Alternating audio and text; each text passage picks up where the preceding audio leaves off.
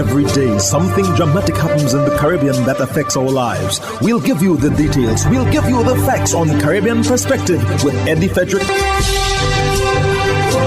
Here's Eddie Frederick. So glad you can join us. Nearly 200 police officers in St. Lucia are quarantined. This story takes the lead in today's edition of Caribbean Perspective for Thursday, 16th September 2021. Details when we return.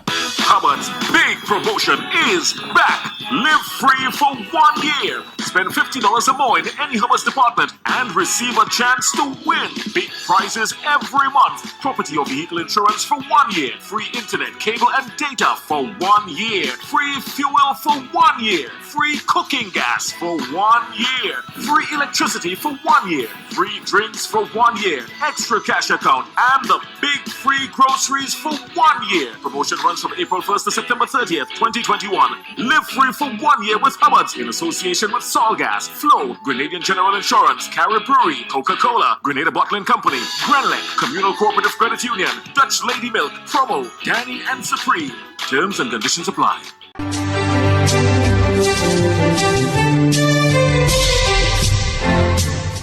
Welcome back. Prime Minister of St. Lucia, Philip J. Pierre, disclosed on Tuesday that the police are stretched with over 150 officers in quarantine and that number is expected to climb. The government leader, who was grilled by the media outside Parliament on the fight against crime and protocol enforcement, says the police are trying their best. Joachim Duplessis of HTS News Force has that report for us. Prime Minister Philip J. Pierre has disclosed that over 150 police officers are in quarantine after being exposed to the COVID-19 virus in execution of their duties. The SLP administration has been criticized by the opposition and its surrogates for a perceived lack of protocol enforcement amid a staggering rise in COVID-19 infections. But the administration continues to frame the ongoing pandemic as a public health crisis which cannot be solved entirely through law enforcement means. The situation has also been compounded by the lack of holding facilities after the custody suite detention facility was reduced to rubble by the former UWP government. And there is also the inherent risk of infection for law enforcement officers in the apprehension of would-be protocol violators given the highly contagious nature of the virus. I've made a point that there is no way to put people when you arrest them. Only yesterday, I got a report that a police station has to be closed or the shift drastically reduced because somebody was arrested with COVID and the whole station has to go into quarantine. There is no place to put people when you arrest them. The government destroyed the custody suites. Where would you put them? The COVID-19 curfews and protocols have been billed as the non-pharmaceutical health mitigation measures devised to complement the fight against the pandemic. But criminal elements are exploiting the crisis to commit violent crimes. While acknowledging the current stressors on the police department, the Prime Minister touts the ticketing system as one way of reducing the exposure of authorities while regulating pandemic behavior. Over 150 policemen are in quarantine. The police are trying their best, but they're stretched. Anytime somebody gets arrested and the person is positive, the entire squad has to go into quarantine. So the police are stretched. So even though they want it, they can't. They simply don't have the numbers. And this is why we added another layer of enforcement, which was the ticketing. The aim, according to some sources, is to ensure the deployment of finite police resources in tackling serious crimes. So, when will the ticketing system be unveiled?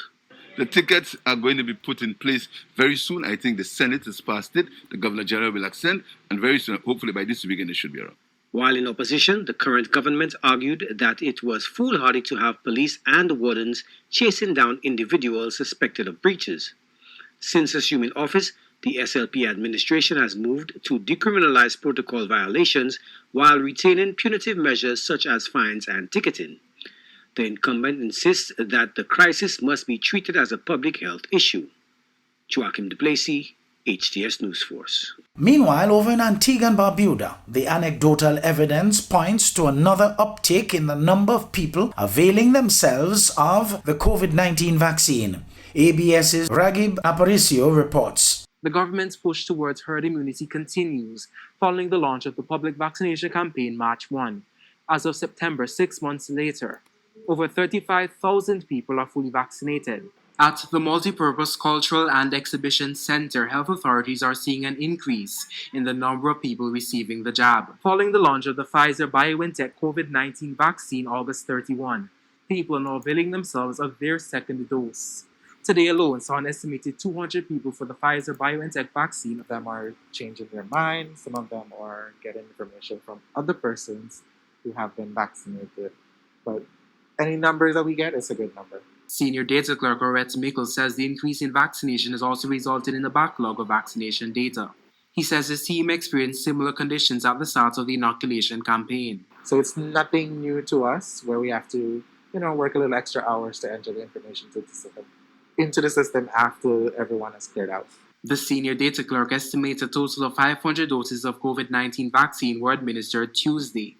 As it relates to the Pfizer-BioNTech vaccine, he says both adults and minors are availing themselves of the vaccine at equal numbers. When the parents bring their child, the parents will get the vaccine at the same time. But then keep in mind, you also have teachers who already got the first dose of the AstraZeneca.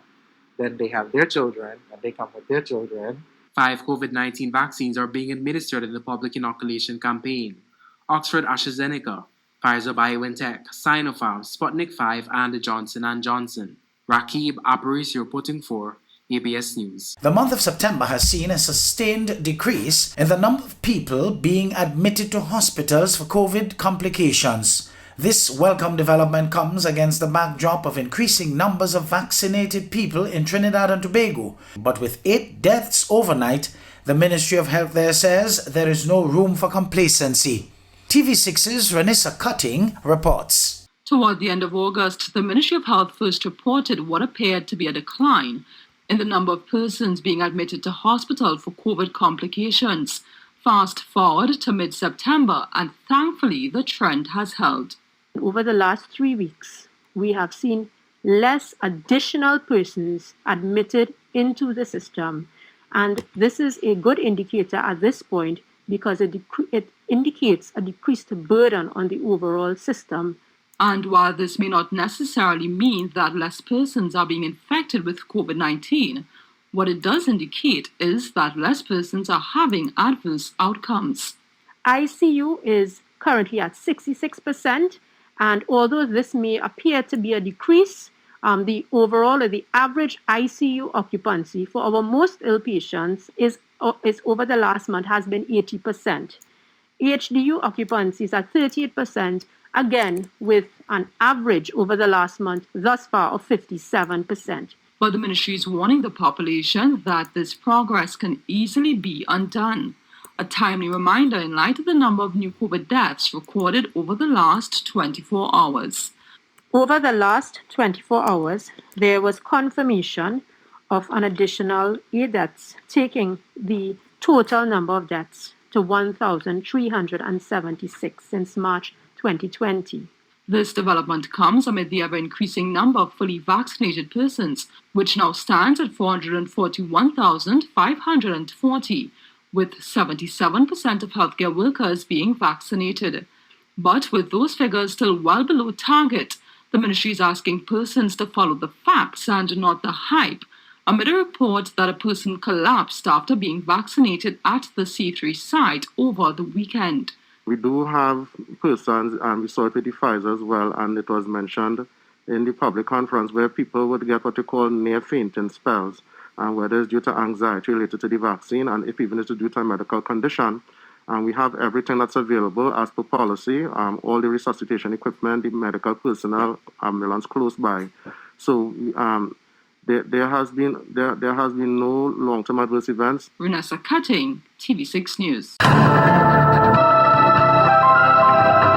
hurricane season is now upon us, so we as Caribbean people need to remember to think safety and be prepared. Avoid venturing outside during a storm or hurricane, especially if there are strong winds. Rooftops and other debris are often blown about and can cause great damage.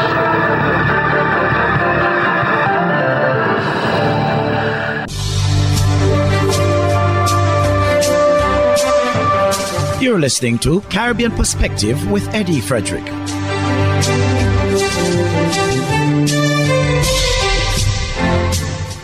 Barbados' opposition Democratic Labour Party, which is without a seat in Parliament, knocks the mere motley government for silencing independent voices at the expense of the public purse. Details in this Barbados Today news report. Party President Verla de Pisa leveled the criticism as she questioned the appointment of former journalist David Ellis as the COVID-19 public advisor.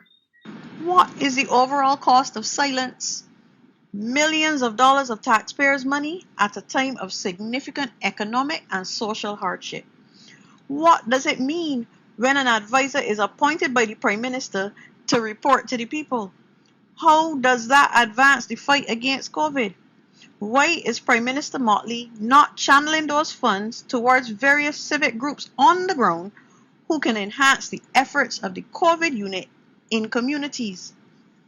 Barbados is again at a critical stage in our fight against this awful pandemic, and I urge all Barbadians to wear your masks, wash and sanitize your hands, physically distance, keep away from discretionary social gatherings, and get vaccinated.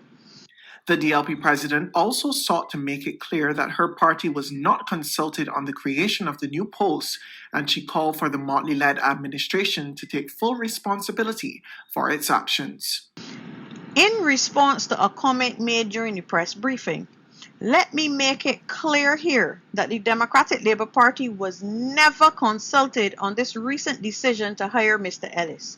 We are never consulted on any matters relating to the administration of this country. This government would wish to give that impression, and it is time the air is cleared. Our party attends social partnership meetings when invited, just as all other groups do. But more often than not, the issues have already been decided upon. We have noted a trend of the Prime Minister to call upon the name of the Democratic Labour Party whenever questionable decisions of which we have had no part are lambasted. It has to stop. Meanwhile, the Barbados Today team took to the streets today to gauge the pulse of the public on the appointment of Ellis to the position of COVID-19 public advisor and government's handling of the pandemic thus far. This is the People's Say. I think the thing with David Ellis, whether I agree with it or not, it's a boss move. Why do you say it's a boss move? Because he appears to be a non-partisan. His voice is out there. For most of Barbados know David Ellis. Most of Barbados respect David Ellis. Most of Barbados would follow what David Ellis says.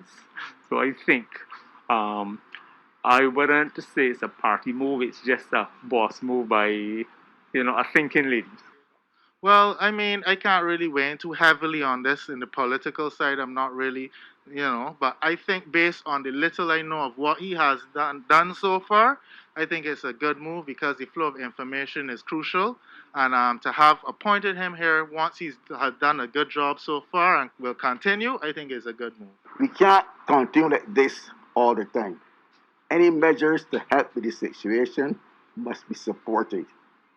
For example, vaccination is an additional layer of protection to our problems, but we are still doing other things.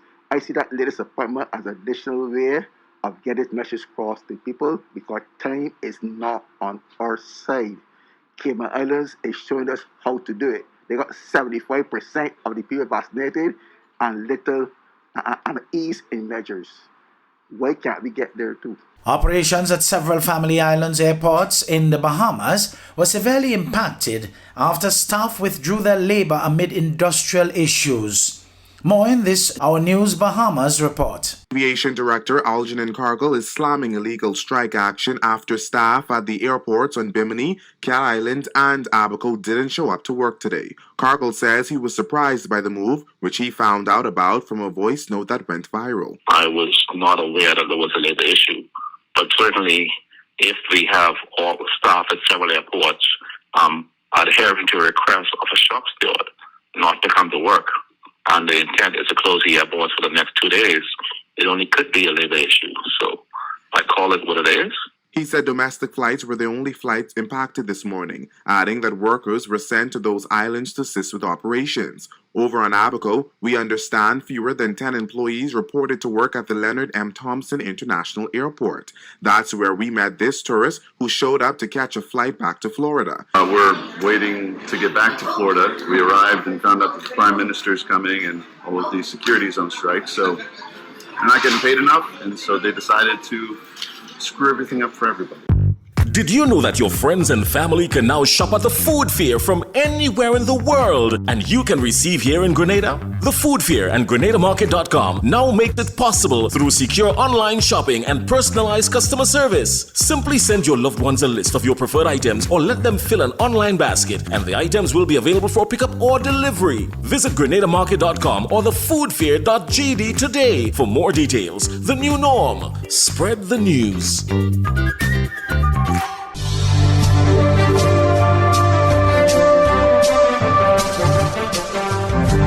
I am Eddie Frederick. This has been Caribbean Perspective, a whole new approach to highlighting developments in the Caribbean. In the meantime, please continue to log on to CaribbeanPerspective.com for more daily news and more.